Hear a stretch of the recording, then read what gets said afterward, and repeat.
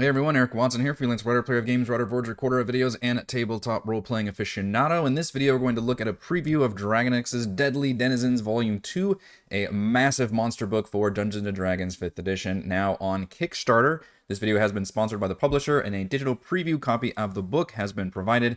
If you enjoy these videos, as always, consider supporting me via patreon.com/Rogue Watson. Dragonix's Deadly Denizens Volume 2 is the follow-up to the first Deadly Denizens, which I also reviewed here on the channel when it was adapted for Roll20 specifically, from Dragonix, whom you probably recognize from the Monster Manual Expanded series, and I would go ahead and declare Dragonix as, I believe, the best, most prominent third-party monster designer we have for 5th edition. The entire Monster Manual Expanded series is absolutely amazing and includes just tons of wonderful must-have variants for all of the monsters included in the original Monster Manual, as well as amazing art to get inspired by those different monster variations. And then Dragonix's Deadly Denizens represents all new monsters that still use a lot of Dragonix's style of taking existing monster abilities and reconfiguring them in different ways, as well as being inspired from actual real-world like folklore and cryptids and all those different cool monster concepts and ideas, which means all the monster books are quite balanced, and all of the abilities, I think, are fairly intuitive because most likely if you are a veteran DM, you probably already recognize how a lot of these different abilities work, but they're just, organized and used in different ways and scaled differently, which is another big part of Dragonix's books, is you will find variants of all of those monsters. And variants could mean either different elemental styles or, more than likely, different level scaling. So like a lesser, normal, and greater version, or young, adult, ancient, whatever terminology you want to use. So it ends up with a ton of different monster stat blocks. So we're going to be looking at the Kickstarter page for this book, as well as flipping back and forth between the actual preview copy, because I know that's something that all of you want to actually look at. And I have, I think, about 2/3 of the product. Some of it is still work in progress, but it looks just right now absolutely incredible, and I'm very, very impressed with what I'm seeing so far. And the way we're going to be able to go back and forth, I think, is get inspired by what the Kickstarter page is actually going to go over. So the book includes over 300 pages with over 300 monsters, which is enormous. But I wasn't actually too surprised, because I think that's just what you're going to end up getting with all of these books. It's similar to how all the Monster Manual Expanded books work, and how the first volume of Dragonix's Deadly Denizens work. Also, if you're a stickler for AI art, because I know that is a very, very controversial aspect going on, especially in tabletop RPGs when it comes to artists and products and people generating art using AI art, all of the pieces in this book are created by human artists, which I just think it's a funny sentence, because it's something we wouldn't have had to even think about just a few years ago, but here we are right now having to declare that, and I really, really appreciate that. And folks, the art is just sexy as hell in here, because if there's any kind of book that demands fabulous art, it is the monster book, where we can all get inspired by the art. Yes, the stat block's what's going to do it, but it's the art of the creature or the mini or whatever else that's really going to drive the whole thing home. So before we get into the actual tiers and stuff, I thought it'd be fun to actually look at the monster book and see what we're going to get to play with, all the little tools. So the first thing that the Kickstarter page talks about is lindworms. What are lindworms? Well, let's flip on over to our PDF, and we've got pages written down because it's that big of a book, and I got to write down the pages to flip through. Lindworms are serpentine wingless dragons. So I picture the traditional Chinese dragon, which seems to mimic that or have that shape. And we get the different variants. So you've got your young, adults, and ancients. And of course, they come in all the different chromatic flavors. Absolutely incredible, just breathtaking art. Most of the art is like entire full pages, by the way, which is why this book is so dang huge.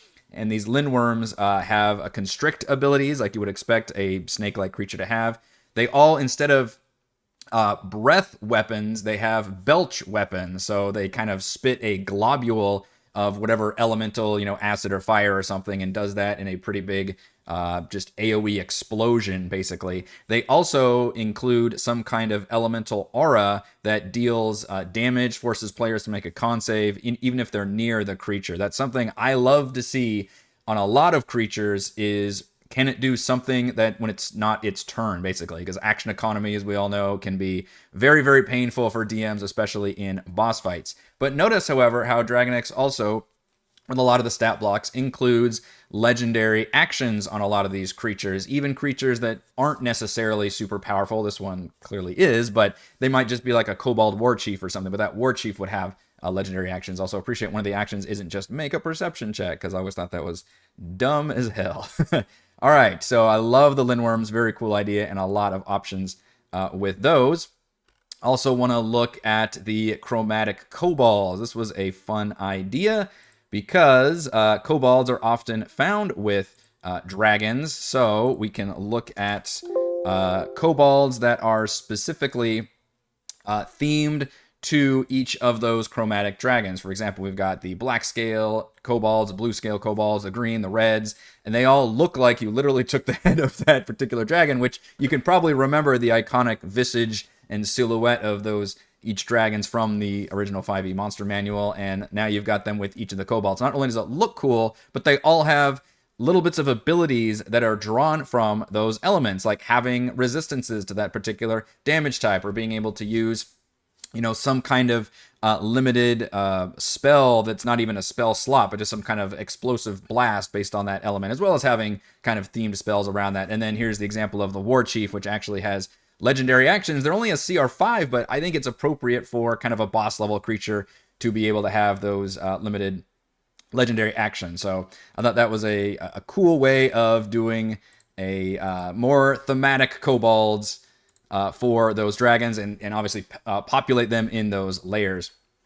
Something else we can look at are the new kinds of golems, including one of my personal favorites, which is going to be the dragon flesh golem. Let's see, page 120. This is what I get for reviewing giant books. I love this gargoyle iron golem as well, which literally combines an iron golem with its huge stat block and stats and poison breath attack and multi-attack with a flying gargoyle, almost like the one villain from the 90s Disney gargoyle cartoon. Dragon Flesh Golem is a flesh golem plus a dragon. This is something Dragonix excels at, by the way, because in the Monster Manual Expanded series, there were variants of existing monsters, usually using like lesser versions or greater versions or different elemental versions. This book, what I've been noticing especially, tends to combine monsters together in really fun, exciting ways. So the Dragon Flesh Golem is literally like a Frankenstein's monster version of a dragon. It's a construct, not an undead, and it even has the Berserk trait that a Flesh Golem has, as well as that unique lightning absorption ability, so that they get struck by lightning, they actually end up healing. So you can really twist that, classic, like this thing it's alive, it's been created, but instead of just having a dude, it's a giant fucking dragon, which is a really fun idea. So I like that a lot. Celestials is also mentioned as creating a new template. So templates is another thing that Dragonix does, which is, you may recall there were a few limited templates. I forget if like zombie was one, maybe like one other kind in the original Monster Manual. It's like, hey, if you wanted to make a creature of this type, then here are the kind of rules you need to follow that then transform any creature into this kind of creature. That's what Dragonix does here, and it creates a whole lot of rules and really lets you use this toolbox to create your own monsters, but Dragonix also provides a lot of those monsters basically as samples, so like a Celestial Wolf, a Celestial Owl Bear. There's other options further on, and the aberrants are very, very eye-catching. We saw that in the beginning where there was the aberrant dragon here, which aberrant is also another name for like eldritch horror version of the creature, Cthulhuized version of this creature. Lots of rules for turning anything into an aberrant, because aberrant by itself isn't like uniform necessarily, right? It can include all kinds of crazy like tentacles and eyeballs and psychic abilities and all these crazy things. There are literally pages of template rules you can use to turn any I'm saying normal creature, it could be, a cloaker or something weird, into like an aberrant version of that monster. So you got all kinds of really cool options you can do. Aberrant Oni here, an aberrant troll, which combines a gibbering mouther with a troll. That's pretty damn cool. So very nifty options there. Dendroids is another option for being able to use a template. Dendroid is just a cool way of saying like a plant creature, but specifically like a tree creature, not necessarily just plant, but like literally has like the bark skin and walking around as a tree. But you could have like a Dendroid Boulette, for example, that's like this crazy wolf-like, quadruped, but clearly a tree. Like that's, you can see how some of my favorite monster books, not only do they give you really cool stat blocks, but they also begin to give you ideas of like, oh man, I can theme like a whole adventure around like this concept of having a bunch of creatures as trees, for example, or there's a fungal options or ghoulish options, or having all these other golem options. Like that really inspires me to create, like I said, just an entire dungeon or lair or some kind of, mission quest problem that's going on. That's maybe all these creatures have become infected in some way, or maybe it's just this forest has come alive with all these different creatures. So very nifty idea there. Also want to point out the cryo and pyro templates. If you want to make creatures flavored into different climates and yet use, again, existing creatures from the monster manual, but flavored differently to where it is almost a new creature, especially if your players haven't faced that original version of the creature. So like a Cryo Ankeg, for example, includes the Death Burst from Ice Mephits, I believe, which is very cool. I love creatures that do terrible things when they die. In this case, a Frost Spray, instead of doing its like acid spittle attack. And then Pyro templates, an example of that one that I really liked was the Pyro Behir, which the classic Behir, of course, is the lightning-themed creature. And this one just, hey, what if we used fire instead? And it was, scooting around a volcano area, because that creature could be used in so many different ways. Some other favorite creatures I want to point out. Well, we've got this open. I was just recently, as of like last week, looking for a kind of undead Viking warrior. Literally thinking of Skyrim with those classic Draugr, and I was like, gosh, is there really nothing? And I eventually had to settle on something else. And then I opened this book when I was doing this preview going, damn it, of course, Dragonix has a Draugr stat block here in the latest book, which nicely does that kind of undead Viking warriors. Got the dreadful glare regeneration and different variants, but because of course we have different variants, including if I want to do my own boss fight with legendary actions in the Draugr Lord and layer actions as well. So huge thumbs up for that one. Also want to point out, oops, I'm not taking pictures right now. I don't know how to pronounce this, and it is a creature from French folklore, apparently, a cryptid called the Lau Carcol. But it is a just nasty tentacled snail. Look at this picture, it's amazing. And I love creatures that can eat creatures, which is granted a lot of creatures in D&D 5th edition, but specifically creatures that literally have that mechanic where they kind of grapple people in their mouths, and then they swallow them, and then when you're inside the gullet, you're taking like stomach acid damage and everything. This one even goes a step further and says it's got multiple of those tentacle arm. I'm putting my hands right in front of my face, and it can grab people in those tentacles and restrain them. However, it does have stats where the tentacles themselves can be destroyed. It really just instantly creates a dynamic fight when characters are being picked up and they have to, deal with the tentacles. Other people are shooting the tentacles to free their people. And then they've got, they're trying to not to be eaten. In the meantime, it can spew its slime everywhere and leave that slime trail, and just got a lot of cool stuff going about it. And guess what? Also multiple variant stat blocks for each of those type of creatures. I did play through an entire campaign of Rime of the Frost Maiden, where I would have absolutely 100% used the Rime Wraith as depicted here, which is a Wraith with a Cold Frost aura, which is just a cold themed Wraith, which would be perfect because I used Wraiths and I ran Rime of the Frost Maiden, which would have been absolutely amazing to get that. So this book came a little late for me, but better late than never. I also wanted to point out, we talk a lot about these big sexy monster things. Something that's also deserves just some simple but useful stat blocks. I think a lot of us, yes, having the big boss fights are really sexy, but when it comes to using a lot of the stat blocks that end up getting used more frequently, take the zombie, for example. The low zombie is just a very simple stat block, and yes, we can zombify other creatures, but what if we just wanted different styles of zombies? So I really wanted to point out just these different variants that are included for different kinds of zombies. For example, maybe it's a zombie that actually does acid damage if you even touch or hit that creature. So they're just popping up with acid everywhere. Or maybe it's a frost zombie that feels really cold and dealing frost damage. Maybe it's just a giant zombie, the hulking zombie, which does double damage against structures and has a shit ton more hit points and AC. Or it's a putrid zombie, which has essentially the stench from the ghasts. So you constantly have to make saves against that. So in this way, we're not having to create a whole new, I guess it is technically a new stat block, but we're using different variants of that existing stat block. I really like this philosophy to monster design because that's what really ends up taking monsters and going a lot further with them and being able to use just the basic monster stuff in new ways, interesting ways, you know, especially if you've been playing D&D for a while. And guess what? We are in the 10th anniversary of 5th edition right now.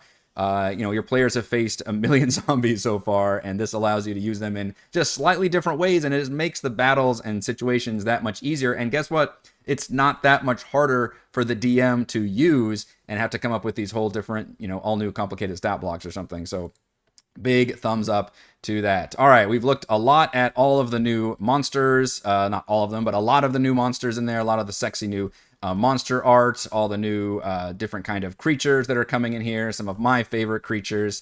Let's go over the pledge tiers for Dragonix's Deadly Denizens.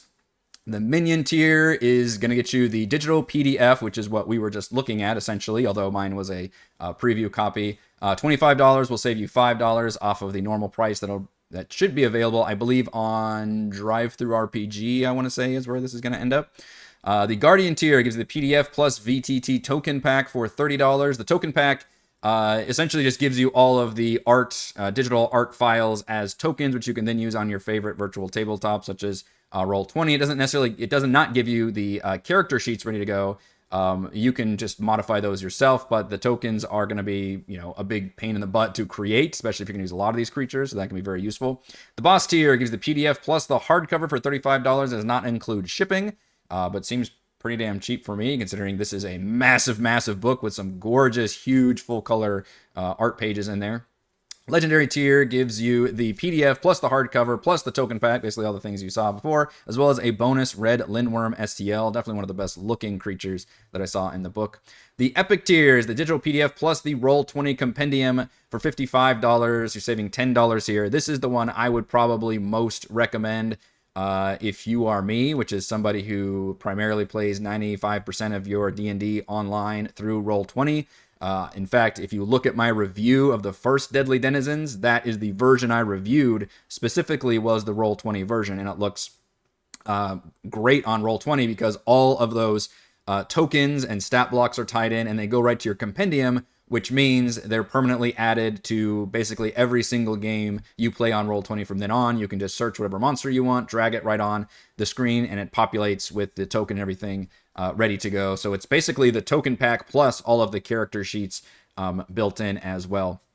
So that's a big highlight for me. The Mythic tier is for $70, and that gets you the digital and hardcover versions of the new book coming out, as well as the original one, which again, you can go see that review that I did for the digital copy on Roll20 in case you missed out on the first one. You can also grab this as an add-on, however, if you don't want to get this specific bundle. The original first one will be available as an add-on in this Kickstarter. And then finally, we have the BBEG tier for $100. It gets you essentially everything, all of the above, plus all of the 3D printer STLs, as well as 2 bonus adventures. Now, these bonus adventures are also going to be available as part of an early bird. So if you pledge within the first 72 hours of this campaign, you can receive 2 exclusive 32-page adventure modules. I have not had a chance to look at these adventure modules, so I can't speak to them specifically. However, what I can do is cite as precedent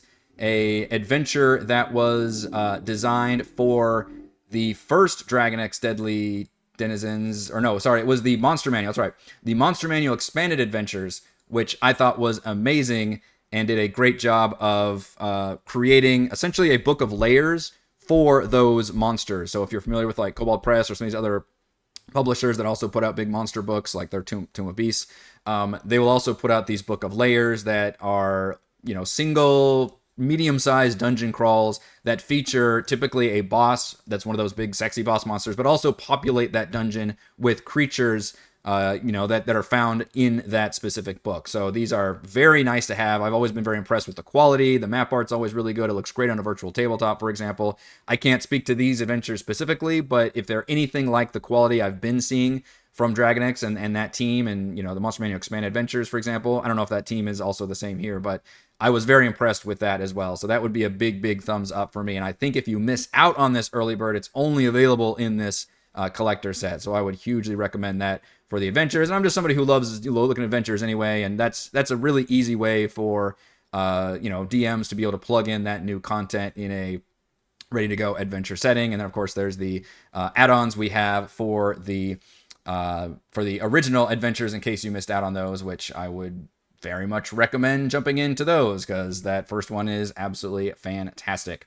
The other thing I want to mention is that digital copies should become available this November. So very, very quickly. The books, obviously, the PDFs are going to be the easiest to deliver. However, the physical hardcover copy, as well as the Roll20 conversions, will take longer because it just takes longer to print and ship the physical copies. And it takes longer for Roll20 conversions to be able to happen and plug all that information into a virtual tabletop. So those are actually going to be due longer, and the date I have is March 2025 for when those will arrive. But I am really, really excited about another Dragonix product in general. Basically, I think this is the creme de la creme when it comes to monster books for 5th edition. I've reviewed, I think, all of these books and pretty much declared all of them must-haves for any DMs.